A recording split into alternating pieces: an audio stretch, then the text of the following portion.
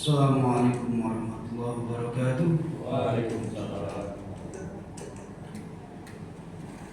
Alhamdulillah wa kafa wa salatu wassalamu ala nabi Mustafa wa ala alihi wa sahbihi al-sidri wal wafa. Asyhadu an la ilaha illallah al-malikul huda wa asyhadu anna Muhammadan abduhu wa rasuluhu Mustafa.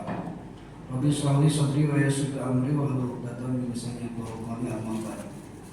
Puji dan syukur kita panjatkan kehadirat ilahi Rabbi Allah Subhanahu wa taala yang senantiasa memelihara kita, memelihara mungkin kesehatan kita, memelihara jasad kita, memelihara ketenangan kita, sehingga dengan ketenangan ini alhamdulillah wa syukurlah kita masih bisa menghadiri kajian di saat orang lain mungkin dengan kesibukan masing-masing mungkin tidak sempat untuk menghadiri pengajian ini. Yang jelas kita bersyukur kepada Allah Subhanahu wa taala dan niatkan bahwa pengajian ini bukan semata-mata kita mencari ilmu saja, tapi juga kita refleksikan dan realisasikan supaya dalam ilmu itu bisa kita manifestasikan kepada kualitas dan kualitas ibadah. Sampai detik ini Pak, kita nggak tahu ranking sholat kita berapa, nilai sholat kita berapa. Kalau 1 sampai 100, sholat maghrib barusan kira-kira berapa persen? Kan gitu ya. Sholat asar, sholat yang kemarin, sholat yang kemarinnya lagi dan sebagainya. Yang jelas salah satu ciri orang yang berbahagia adalah tiap saatnya itu tambah dalam masalah ibadah, baik kualitasnya maupun kuantitasnya. Kalau Bapak Ibu ada semacam berpuas diri, ya sudahlah segitu saja. Ya wallahu alam ya. Yang jelas nilai kesempurnaan sholat memang yang paling berhak adalah Rasulullah Shallallahu Alaihi Wasallam. Tapi kita pun tidak dilarang untuk punya cita-cita melaksanakan ibadah sholat atau ibadah yang lainnya secara sempurna. Salah satu menuju kesempurnaan adalah dengan meningkatkan kualitas ibadah kita, dan cara meningkatkan kualitas ibadah kita adalah salah satunya dengan mengkaji ilmu tentang ibadah. Kayaknya mustahil Pak kita pingin ibadah berkualitas tapi tidak ngaji, mustahil kayaknya. Oleh karena itu mudah-mudahan ini nikmat yang luar biasa, kita diberi waktu oleh Allah, waktu senggang, waktu yang tidak sibuk sehingga bisa menghadiri kajian ini. Mudah-mudahan Allah selalu memberkati kita. Amin ya Allah ya Rabbal alamin. Salawat dan salam semoga limpahkan kepada junjungan kita Habibana wa Rasulana Sayyidina Muhammad Rasulullah SAW. Allahumma sholli ala sayyidina Muhammad wa ala ali sayyidina Muhammad. Hadirin kaum muslimin rahimakumullah. Insyaallah malam ini kita masih tentang yang hukum makruh. Bukan hukum makruh, keadaan makruh ketika kita dalam keadaan sholat gitu ya. Seperti halnya kemarin sudah disampaikan, makruh itu adalah ma la yusabu ala fi'lihi wa yusabu ala tarkihi. Tidak apa-apa ketika dikerjakan, tapi berpahala kalau ditinggalkan. Itu definisi umumnya. Definisi secara lafadznya kemarin dijelaskan dari karoha yakrohu, artinya benci. Jadi inilah 34 atau 35 yang dibenci oleh Allah dalam sholat kita, begitu maksudnya. Dibenci di sini bukan sholatnya tidak sah, cuma mengurangi kesempurnaan sholat. Nah, gitu. Kita kan cita-citanya ingin sempurna sholat kan. Nah, hati-hati dengan 34 ini gitu. Karena 34 inilah yang mengurangi kadar kesempurnaan sholat. Contoh, kita sholat berjamaah, berapa Pak menurut hadis Nabi? 27 derajat. Satu aja yang hal yang makruh kita kerjakan, berarti turun jadi 26. Satu lagi 25, terus saja. Itu maksudnya. Bukan tidak sah, sah tetap. Cuma dimakruhkan. Seperti halnya perceraian itu makruh, dibenci sama Allah, gitu ya. Tapi nggak jadi masalah, silakan aja. Seperti makan jengkol, bawang merah itu makruh, tapi walaupun dibenci ya tak masalah, tak berdosa, kan gitu. Cuma kalau ditinggalkan lebih baik. Seperti halnya merokok itu makruh. Emang ada 3 hukum ya Pak ya merokok itu. Yang pertama al-aslu fil ibadah, al-aslu fil asya al-ibadah tayyadul adamu litahimi awli mandubihi. Yang pertama hukumnya mubah karena zaman Nabi nggak terkenal rokok, nggak ada gitu ya, belum ada. Adanya tahun 1400-an ketika Columbus ke mengunjungi benua Amerika dan di sana menemukan suku Indian itu pakai pipa besar gitu ya Pak ya, kayak gitulah. Itu tahun 1400-an ditemukannya. Jadi jauh setelah Rasulullah SAW itu diutus, gitu. Jadi asal hukumnya itu kalau tidak ada dalam Al-Quran dan Al-Hadis, dalam Quran dan Hadis jelas tak ada, karena tak mungkin. Maka itu hukum asalnya mubah, hukum asalnya. Kalau dalam kitab Bajuri itu hukumnya adalah makruh. Nah tadi, kalau ulama yang lain seperti mazhab Imam Hambali itu hukumnya haram. Itu terserah, hukum ada 3 berarti ya. Terserah bapak ibu mau pakai yang mana. Jengkol pun demikian, bawang-bawangan pun demikian, hukumnya seperti itu. Nah, jadi makruh di sini adalah makruh yang sebaiknya ditinggalkan. Kalaupun kita mengerjakan itu tetap sah dalam mengerjakan sholatnya. Kita flashback dulu sebentar supaya kita mengingat kembali karena kita memang wajah-wajah pelupa ya Pak ya, harus sering diingatkan. Yang pertama kemarin itu makruh itu menjadikan kedua tangan itu masuk, gitu ya, yang pertama. Yang kedua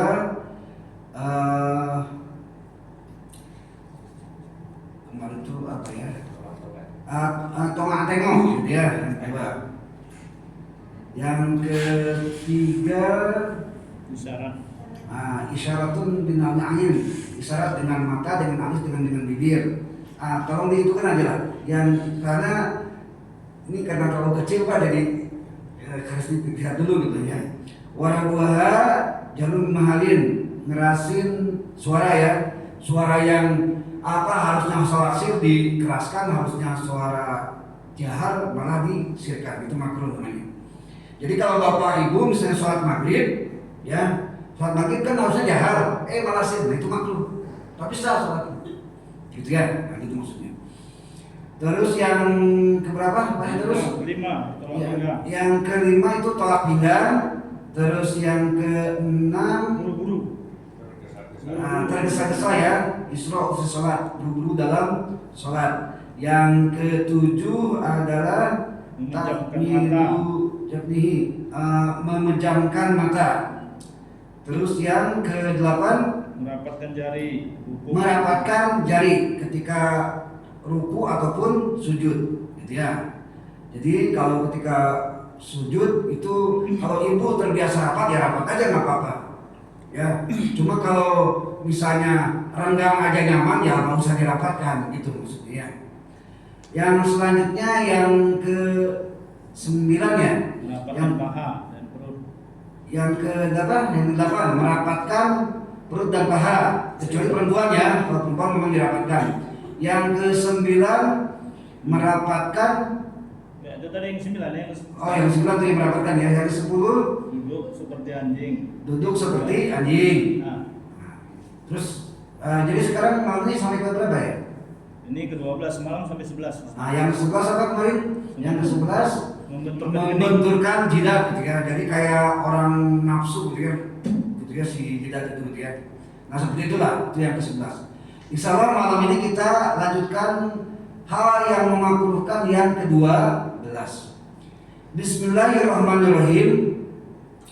Wasani asroha, ulangi, wasani asriha, dan yang ke-12 iftirasus sub'i bi sujudihi. Iftirasus sub'i itu yaitu bi ayya doa zira'ihi alal ardi. Jadi yang memakruhkan sholat itu posisi sujud seperti hewan buas. Tolong ibu bapak, hewan buas contohnya apa aja? Harimau, singa, serigala dan sebagainya. Ketika posisi berburu gimana? Di sini dijelaskan, yaitu bi ayyar doa diroihi. Jadi apa, tangan sampai siku itu sampai tanah. Ya, jadi begini. Hewan kan gini ya, kan gitu ya. Mohon maaf saya contohnya kurang bagus. Nah gini, ada sujud yang gini nggak jamaah kita? Nah kalau gini makruh sifatnya. Jadi tangan tuh di tanah gitu, harusnya diangkat. Nah, itu bedanya ya. Ulang lagi, ketika sujud pergelangan tangan sampai siku itu di sini. Nah itu sifatnya makruh karena menyerupai hewan buas. Sub'i, ada sabun, ada sub'i jauh tuh. Artinya kalau sub'i atau subun itu artinya hewan buas atau taring. Kalau sabun itu artinya 7. Nah hati-hati ya. Seperti kul huwallahu ahad. Kul kalau pakai kop itu artinya katakanlah. Tapi kalau pakai kap itu makanlah. Hati-hati Bu. Nanti ya. Kul beda. Kap dengan kop beda jauh sekali. Kalau kul dengan kop katakanlah. Kalau dengan kap kul makanlah. Nah, kan jauh kan? Hati-hatilah ya ketika kita membaca terutama Al-Qur'anul Karim.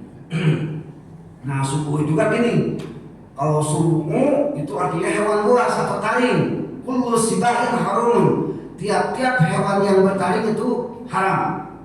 Nah, berarti itu kajiannya jadi luas. Apa saja hewan yang bertaring silakan. Nah, itu haram hukumnya. Jadi ya. Nah, subuh itu artinya hewan bertaring atau hewan buas. Tapi sabun itu artinya 7. Jadi agak jauh berbeda gitu. Baik, itu nomor 12. Dimakruhkan kita sujud kondisi tangan berada dalam tanah, lengan dari sampai siku. Baik hadirin kaum muslimin rahimakumullah.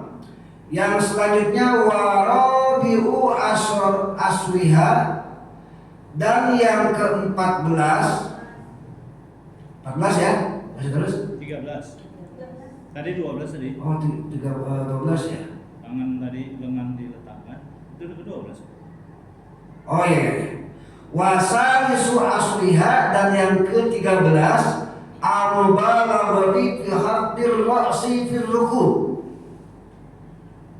Makruh kalau terlalu nunduk ketika ruku. Jadi begini. Posisi ruku itu 90 derajat. Ya Bu ya. Ini posisi ruku nih. Dari mulai kepala sampai bukan pinggang, apa yang namanya, yang di atas bokong. Nah, itu lurus yang ini. Nah, dari bokong baru tegak lurus ini. 90 derajat. Maksud saya ini yang 90 derajat itu. Nah itu kesempurnaannya. Tapi kalau misalnya nunduk gini, gitu ya, nah itu makruh. Contohnya seperti begini. Kalau pas lutut itu insya Allah 90 derajat, gitu ya. Tapi ada yang begini, ada juga yang begini. Itu jelas makruh. Yang sempurna adalah cengkram lutut dan posisi kepala sampai ke sini itu 90 derajat. Itu kesempurnaan daripada sholat. Kalau bapak ibu terlalu nunduk, nah, itu dibenci tuh, mengurangi kesempurnaan sholat. Hati-hati. Nah sekarang pernah nggak ngecek ruku masing-masing 90 derajatnya? Nah, nggak usah dinilai sama orang lain, nilai aja sama diri sendiri ya. Cari kaca yang agak besar, silakan ruku, ukur lah. Nah seperti itulah gambarnya. Karena di sini menurut Imam An-Nawawi, kalau terlalu nunduk itu berarti ya tidak 90 derajat lah ya. Berarti itu makruh keadaan sholatnya. Baik, yang selanjutnya nomor 14. Warabi'u aswiha, dan nomor 14 Itolatut tasyahadul awal tasyahudil awal fi ghairil ma'mum. Jadi bahasanya begini Pak Bu, terlalu memanjangkan bacaan atahiyat awal kecuali makmum bihaisu jadihi walau bisolati ala ali awid du'ai. Maksudnya begini, makruh sholat kalau ketika atahiyat awal sholat apa aja? Maghrib, isya, duhur dan asar. Subuh enggak ya? Makruh kalau kita sholat gitu ya, memanjangkan tasyahud awal, walaupun di sini hanya sekedar membaca sholawat Ali. Jadi tasyahud awal itu begini Pak, Allahumma sholli ala sayyidina Muhammad, dah cukup, nggak usah pakai wa ala ali Muhammad kalau menurut ini ya, gitu maksudnya. Kecuali digori makmum, contoh, misalnya imam lagi atahiyat akhir, kita masbuk, ya Pak, masbuk tinggal 1 rakaat misalnya, otomatis kita ikut atahiyat kan. Nah, kalau posisi atahiyat itu silahkan lanjut. Bisa dipahami nggak Bu? Jadi begini, khusus imam ketika atahiyat awal, Allahumma sholli ala sayyidina Muhammad, dah selesai. Itu maksudnya. Karena di sini gambar bacanya begini Bu. Sebentar. Inilah sering nengok ke sana, nengok ke sini, jadi sebentar ya. Mana tadi? Nomor berapa tadi Pak terus? 14 ya. Nah, jadi begini.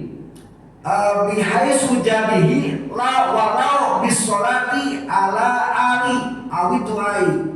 Jadi makruh memanjangkan tasyahud awal walaupun ditambah dengan sholawat Ali. Sholawat Ali itu adalah Allahumma sholli ala sayyidina Muhammad wa ala ali sayyidina Muhammad, itu maksudnya. Itu wa ala ali itu. Atau doa maksudnya. Nah, jadi untuk imam itu sampai Allahumma sholli ala sayyidina Muhammad. Dah selesai, langsung bangkit lagi Allahu Akbar gitu. Pasti terus dengan praktik lah. Coba atahiyat awal sampai Allahumma sholli ala sayyidina Muhammad.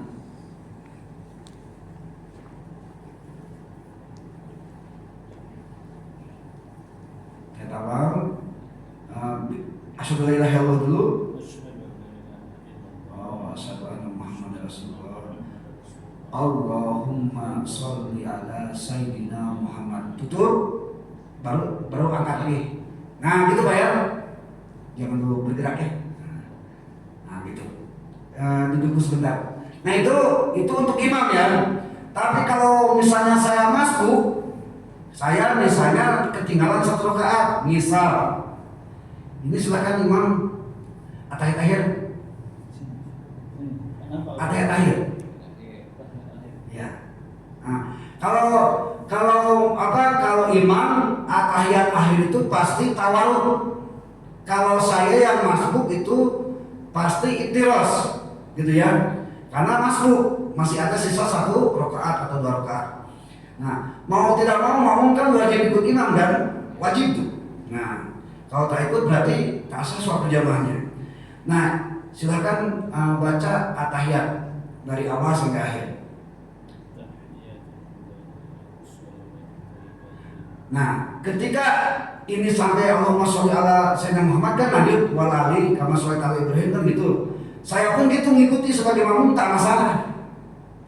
Walaupun posisi saya bukan atahiyat, bukan atahiyat apa Bu? Akhir. Nah, itu kalau makmum nggak dipermasalahkan. Tapi kalau imam ketika atahiyat awal cukup sampai Allahumma sholli ala sayyidina Muhammad. Bisa dipahami Bu? Bisa lah ya? Nah, gitu maksudnya. Kecuali kalau saya sebagai makmum itu mentang-mentang sampai Allahumma sholli ala Muhammad, dia aja nunggu imam assalamualaikum. Nah, itu nggak boleh. nggak boleh kosong sholat, nggak boleh dalam sholat kosong doa, nggak boleh, baca aja. Nah begitu maksudnya. Terima kasih Pak Saudara. Jadi gini Bapak Ibu, salah satu syarat sahnya sholat berjamaah, apapun yang terjadi makmum harus ikut imam. Mohon maaf, termasuk ketika imam itu sebetulnya. Kalau imamnya tidak kunut, kita yang kunut wajib ikut juga. Imam tak kunut, kan sujud, kita sujud juga, nggak usah kunut sendirian. Nah gitu maksudnya. Saking wajibnya ikut imam. Ulang lagi ya, bisa tidak sah seorang makmum sholat berjamaah kalau tidak ikut imam. Imam i'tidal, dia wajib i'tidal. Imam misalnya ketika sholat subuh tidak kunut, langsung aja sujud, wajib kita langsung sujud. Mentang-mentang kita fanatik kunut, imam sujud kita kunut sendiri, Allahumma inna bimadad, nggak bisa. Ikuti aja imam. Nah gitu, karena kan kunut sunat akad. Demikian juga sebaliknya. Ketika imam kunut, ya seharusnya kita juga ikut kunut, harusnya. Karena kan ikut imam. Masa curang ketika imam tidak kunut kita ikut sujud, ketika imam kunut kita nggak mau kunut, itu kan apa namanya? Kan gitu ya. Ya walau alam lah, yang jelas prinsip sholat berjamaah seperti itu. Ikuti aja imam. Nah gitu ya. Nah tadi ketika imam at-tahiyat akhir, orang yang masuk pasti bacanya sampai Allahumma sholli ala sayyidina Muhammad kan? Karena iktiros ya. Nah lanjut. Wala ala sayyidina Muhammad kama sholli ala Ibrahim wa ala Ibrahim wa barik ala Muhammad wa ala Muhammad kama. Lanjut aja. Jangan kosong. Jangan mentang-mentang Allahumma sholli ala sayyidina Muhammad dia bikin mana macam-macam. Nah gitu. Atau ketika sholat sir misalnya, ada kejadian sholat duhur atau sholat asar, imamnya baca sabihis, makmumnya baca qulhu, pasti jaraknya jauh kan?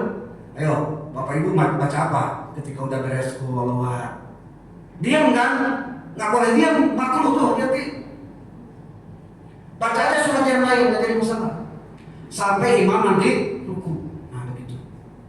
Saya pernah sholat di masjid masjid besar ini. Abbas Talib itu ketika duhur atau asar agak lama gitu.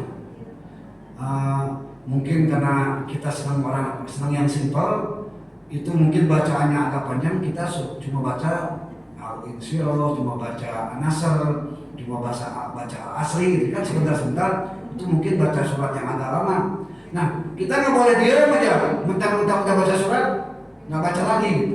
Cuma hati-hati, kalau posisi qiyam, posisi berdiri itu baca Quran, gitu ya. Coba lihat, ketika berdiri kita Al-Fatihah, kita surah, ya kan?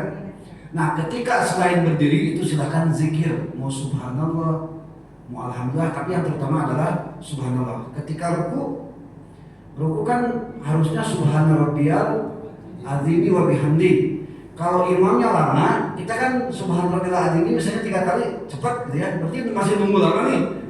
Lanjutkan aja lah, subhanallah. Tak apa. Jangan kosong ketika jangan kosong ketika jeda nunggu imam. Nah gitu maksudnya. Tapi aturannya 2. Ketika berdiri baca Al-Qur'an, ketika selain berdiri baca zikir. Itu bedanya. Baik, ada yang ditanyakan nggak? Gitu ya. Baik, kalau nggak ada. Itu nomor 14. Jadi kalau menurut kitab ini, kita khusus imam ya Pak ya, Allahumma sholli ala sayyidina Muhammad. Langsung berdiri lagi. Nah, gitu. Walaupun wa ala ali itu di sini tetap makruh, gitu katanya. Baik, ini bukan kata saya ya, kata Imam Nawawi ya. Beliau ahli fikih rujukan madhab Syafi'i masalahnya. Baik, yang selanjutnya nomor 15 ya. Wa khamisu asliha, asyarah juga bisa dibacanya seperti itu. Nomor yang 15 al-ittiba'i walawali li ghairi rajulin. Melipat sorban. Ada yang bawa sorbannya? Saya juga bawa nih. Ini sama. Boleh lah. Melipat sorban. Pinjam ya. Ini khusus yang khusus yang pakai sorban ya. Jadi bahasanya gini. Wa huwa ayyaj'ala wastu wadaihi tahta mankibahi al-yumna wa tarifihi al-yusra. Jadi melipat sorban itu pertama begini. Ini dilipat satu ya. Satu. Yang kedua, sunnahnya itu begini. Tutup kiri dan tutup kanan. Kalau Sayyidina Ali begini sunnahnya. Nah begini. Kalau Sayyidina Ali. Jadi yang kanan full, yang kiri itu menutup bahu kiri. Nah begini. Sebetulnya sorbannya nggak kayak gini ya, ini salah namanya ya. Ini bukan sorban nih. Nah gitu. Terus ada sebagian ulama itu jangan sampai tidak tertutup dua-duanya. Kadang-kadang kayak begini juga. Ini Habib biasanya gitu ya. Tapi walau lah ini hanya tambahan pengetahuan aja. Atau kayak begini juga. Nah yang dimakruhkan sebetulnya adalah ini bahasanya begini. Jadi posisi bahu kanan, terus posisi kiri di bawah bahu. Jadi yang makruh itu kayak begini. Nah begini Bu ya. Nah kayak gini ini makruh. Kalau sorban posisi begini. Memang harus dipraktekkan karena kalau pakai ucapan kita khawatirnya tidak bisa membayangkan. Nah ini yang makruh ya. Jadi posisi sorban di bawah ketiak sebelah kiri itu nggak boleh. Nah gitu ya. Dan ini sekedar motivasi aja. Makasih saudara. Sekedar motivasi aja. Itu puluhan hadis tentang sorban Pak. Ibu nggak usah ya. Ini bapak-bapak nih. Jadi lebih utama sholat itu pakai sorban daripada tidak. Nah gitu ya. Cuma ya kita suka lupa terus ya Pak ya. Ada puluhan hadis lah dalam Tanjul Qaul. Insya Allah kalau ada rezeki waktu kita sampaikan lah. Nah itu ya. Jadi yang makruh di sini adalah yang posisi kayak selendang gitulah. Nah gitu. Bagusnya si bahu itu tertutup semua dengan sorban. Khusus bagi mereka yang pakai sorban. Apa hukum sorban? Sunnah. Gitu ya. Yang selanjutnya wasadisu asliha, dan yang ke-16 tasbikul asobi. Tasbik itu adalah wahwa idkhalu ba'duha fi ba'di. Memasukkan jari ke dalam jari. Nah begini. Gitu ya. Bahkan dalam sholat maupun di luar sholat, hati-hati. Dia memasukkan jari, Allahu Akbar. Nah begini itu makruh. Apalagi begini kan. Nah itu udah jelas-jelas. Mungkin karena gara-gara ada dari agama lain yang berdoanya kayak gini, nah itu maka dimakruhkan. Bahkan kalau berniat tasawuf menyerupai itu bisa jadi haram. Dan itu bukan dalam sholat saja, di luar sholat. Hati-hati. Jadi ketika kita duduk, ketika lagi santai gini, begini aja, atau gini misalnya, atau bisa tak usah lah. Karena banyak guru-guru kita, kiai-kiai kita memang sering melarang gitu ya. Sering melarang dalam artian ya ini karena tasawuf gitu, menyerupai gitu. Memang enak sih kita bisa gimana gitu ya. Cuma ya kalau kira-kira makruh tak usah lah. Nah itu maksudnya. Jadi dalam sholat ketika begini ya itu hukumnya makruh. Bahkan di luar sholat. Nah begitu. Itu nomor berapa? 16. Kita ngebut aja lah ya.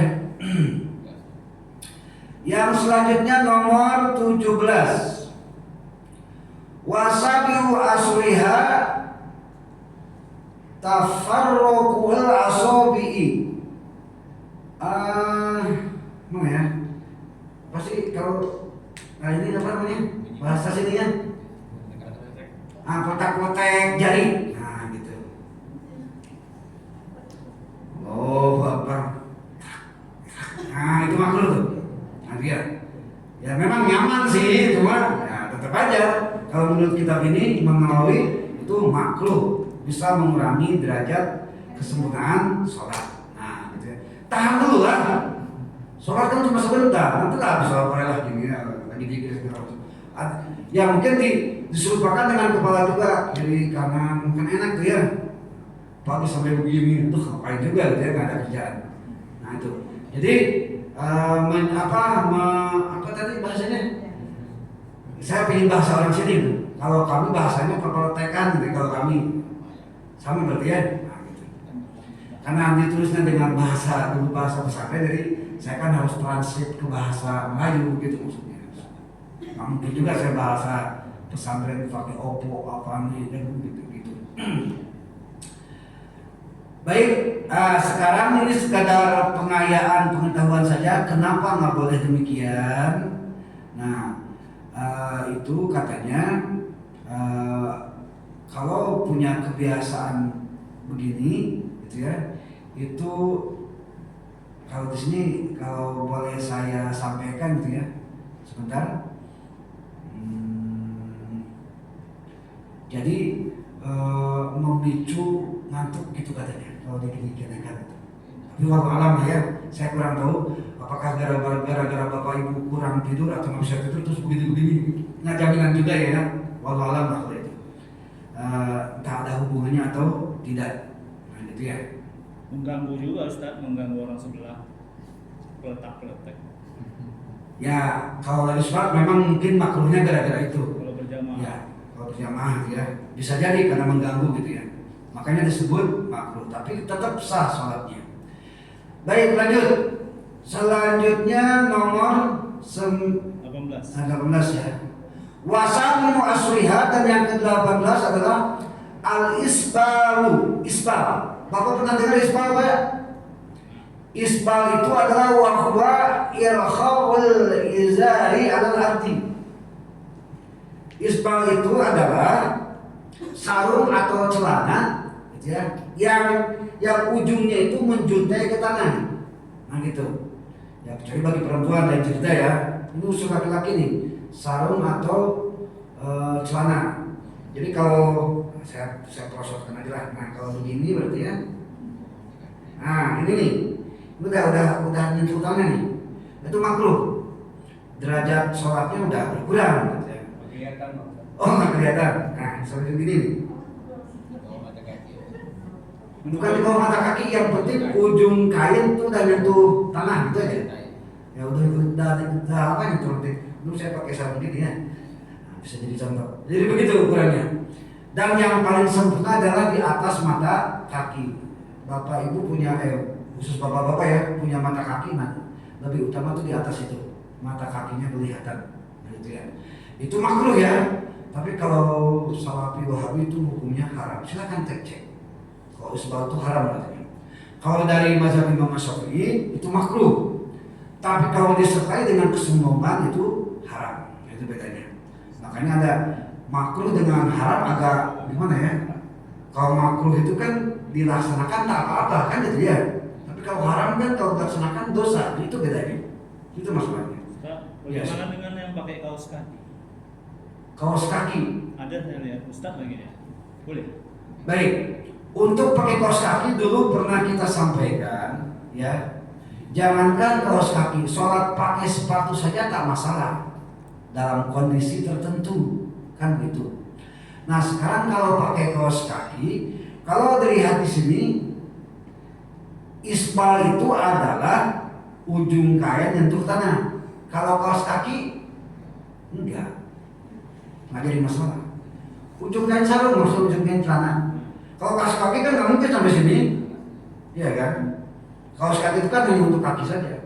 Cuma memang kalau dilihat dari segi kesempurnaan untuk laki-laki, itu memang sebaiknya tanpa kaos kaki. Tapi kalau pakai kaos kaki itu tak masalah. Yang masalah adalah pakai sarung atau celana yang ujungnya sampai lantai atau sampai tanah. Ini bahasanya bawahan yang dipakai bukan kaos kaki, itu aja masalahnya. Baik, yang selanjutnya nomor 19. Watasiu asriha, dan yang ke-19 adalah yaskul amaman wa yaminan, meludah ke kanan dan ke depan, itu makruh. Itu pun di luar masjid. Kalau di masjid haram. Nanti ya, apalagi ludahnya ludah campur kuningnya, itu dikibat, dijebangan gitu ya. Itu. Jadi ketika posisi sholat, ini ceritanya sholat di luar masjid ya, di lapangan dari sholat id atau di pokoknya selain masjid lah. Kalau mau ludah itu yang diperbolehkan ke sebelah kiri. Dengan satu syarat juga, di sebelah kirinya nggak ada siapa-siapa. Kalau ada nanti saya ludah jemaah semua kan gitu, repot juga.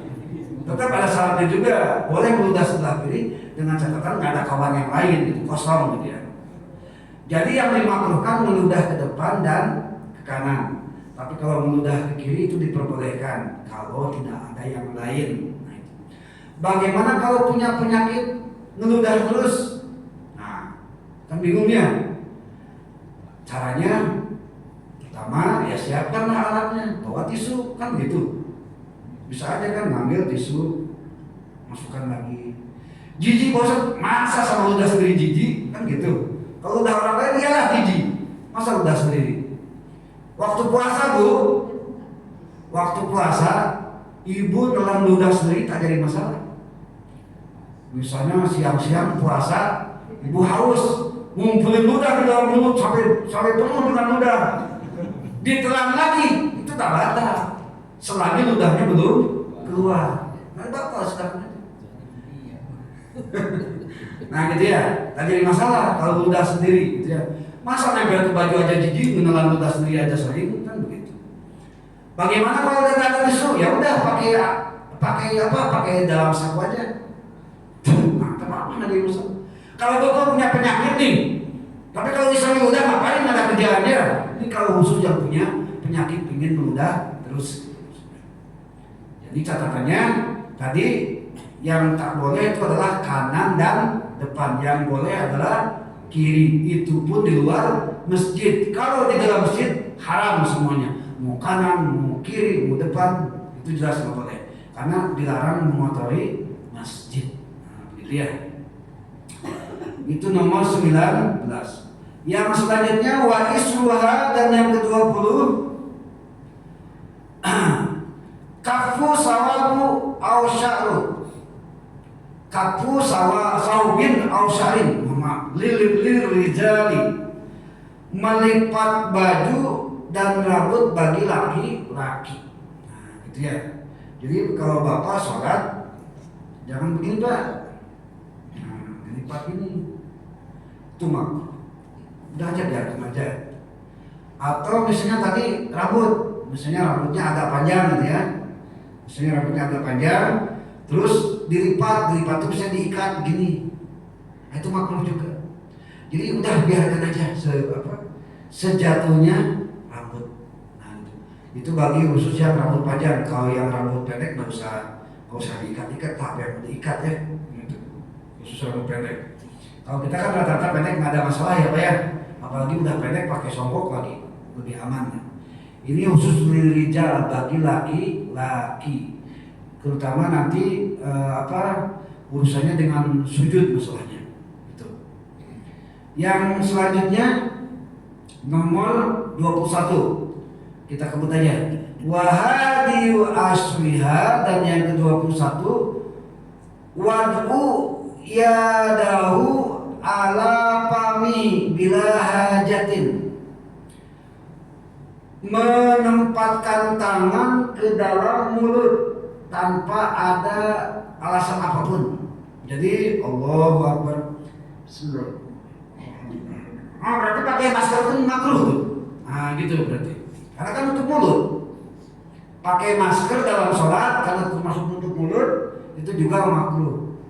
Gimana itu instruksi pemerintah? Ya apa salahnya ketika sholat ginikan aja sedikit, yang penting mulut terbuka, kan gitu. Ya.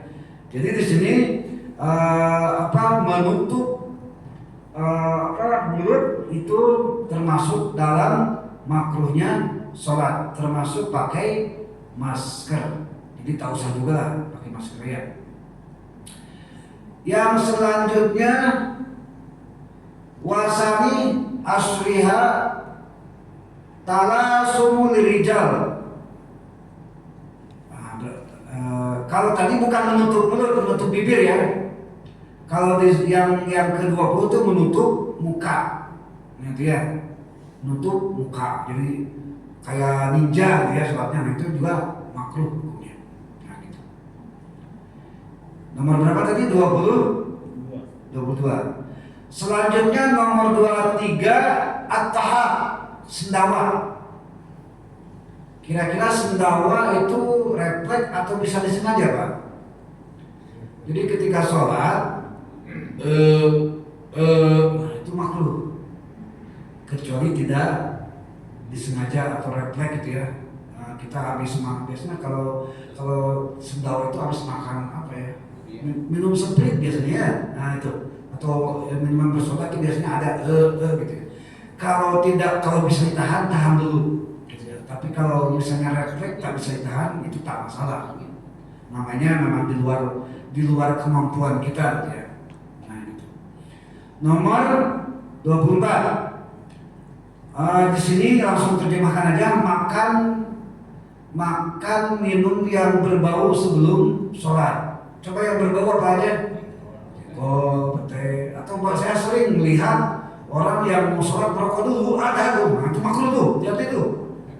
Kurang tak sopan tuh namanya ya.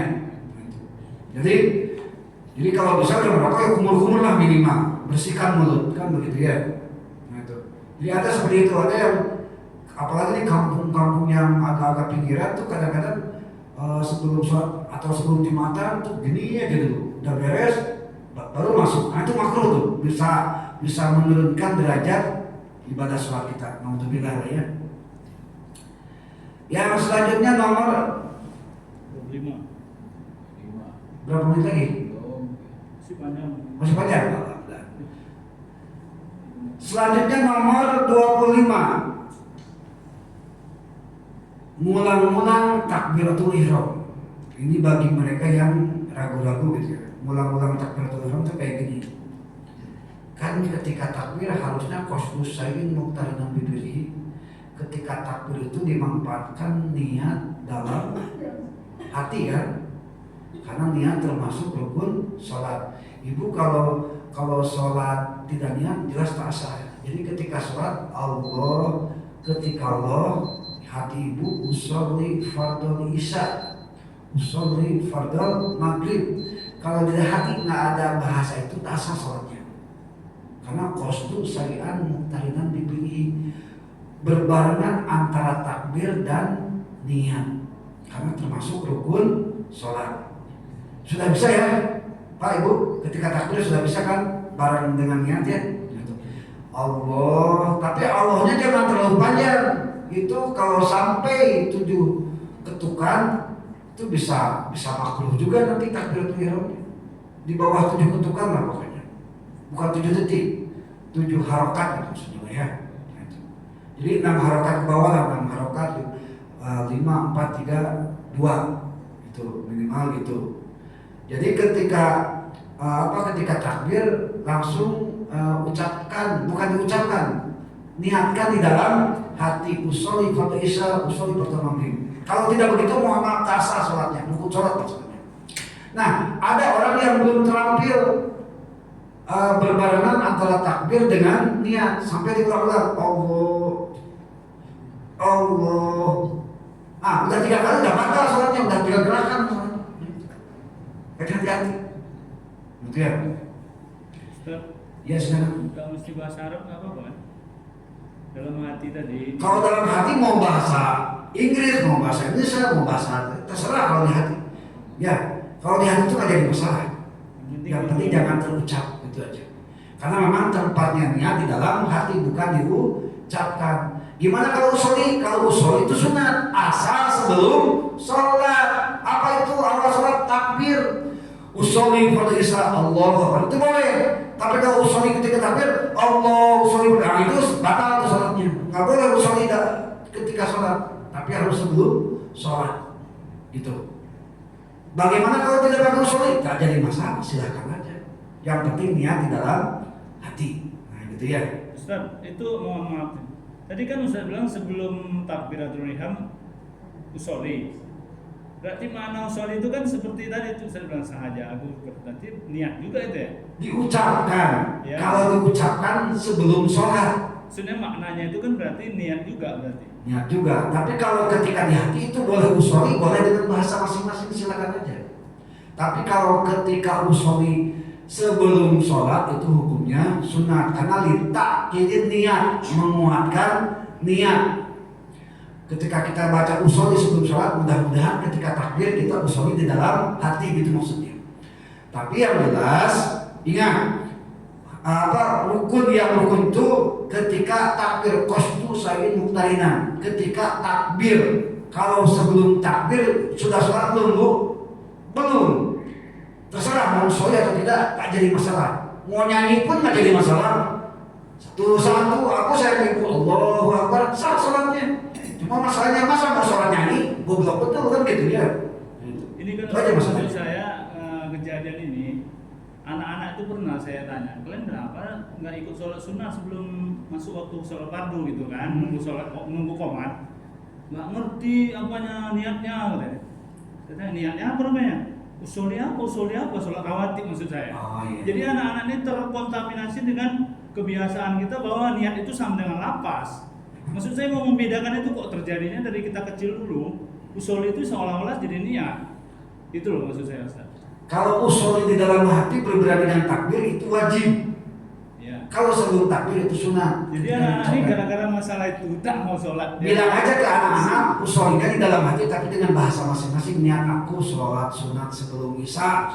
Itu aja. Maksudnya saya gini Ustaz ya, guru-guru ini maunya jangan menjadikan bahasa itu rancu antara lapas sama niat itu seolah-olah seperti niat itu jadi harus lapas gitu loh. Ngerti kan Ustaz maksud saya? Ya niat itu anak-anak ini gitu jadi ya, niat dilafazkan itu sunnah. Ya, lafaz yang diniatkan dalam hati itu wajib, itu bedanya. Gini aja lah, kalau untuk anak-anak itu memang kita tersendiri aja lah karena mereka sudah pembelajaran daripada dewasa dan anak-anak memang agak berbeda. Tapi Ustaz mohon maaf saya potong lagi. Ini kena juga sama orang tua. Orang tua itu sendiri kadang-kadang bahasa Arab itu dianggapnya sebagai niat. Jadi dia terakhir usolli. Wah, 3 kali udah mengganggu orang sebelah. Itu. Ya, yang jelas niat itu dengan bahasa apapun silakan. Itu dia. Di dalam sholat kan. Asal yang penting ada kalimat 3. Kalau dalam sholat wajib ya. Pertama niat sholat gitu ya. Niat apa misalnya aku hendak pertama jenis sholatnya apa? Duhur kan atau asar kan? Itu yang pertama ya. Yang kedua ada kalimat sholatnya. Berarti apa? Usolli kan? Nah itu ya. Usolli. Yang ketiga ada fardunya. 3 aja. Sebutkan sholatnya, sebutkan fardunya, sebutkan duhur atau apa jenis sholatnya, duhur, asar atau maghrib. Imaman, makmuman itu sunat hukumnya. Yang komponennya itu ada 3. Usolli, fardu, isya. Usolli, fardu, isya. Itu 3 aja. Bapak Ibu, usolli, fardu, isya dah cukup. Nggak apa-apa kan usolli, fardu, isya saja. Kalau sunat itu kalimat sholat dan kalimat sunat saja. Niat atau sholat sunat Allahu Akbar di dalam hati ya, di dalam hati maksudnya. Nah gitu. Bahasanya demikian. Kalau kurang paham nanti mudah-mudahan karena ini masih ada nomor berapa barasan? Masuk. Ya enggak barasan nomor berapa? Nomor 25. 25. Ke 35 berarti 10 lagi ya. Ini semuanya soalnya 35 gitu. Siap. Jadi untuk masalah niat kita coba cari komposisi yang simpel aja ya. Yang penting ketika fardu itu 3 hal, usolli, fardu, isya. Berarti ulang lagi usolli, fardu, isya. Kalau sunat itu 2 saja. Usolli, sunat. Usolli, sunat. Itu aja. Niat aku sholat sunat. Karena itu dalam hati ketika niat aku sholat sunat sebelum bisa berarti memang udah. Yang penting tak dengan ucapan tapi dengan bahasa di dalam hati, begitu saja. Hadirin kaum muslimin rahimakumullah, memang secara teknis atau secara praktek memang kita harus ada waktu untuk kaji ulang juga gitu ya. Tapi memang untuk ukuran sekarang waktunya nggak akan cukup. Mudah-mudahan yang minggu depan kita bisa laksanakan. Amin ya Allah. Hadirin kaum muslimin rahimakumullah, itu saja mungkin yang bisa saya sampaikan. Mudah-mudahan ada manfaatnya. Usikum wa nafsi bitaqwallah wallahu muwaffiq ila aqwamit thoriq. Wassalamualaikum warahmatullahi wabarakatuh.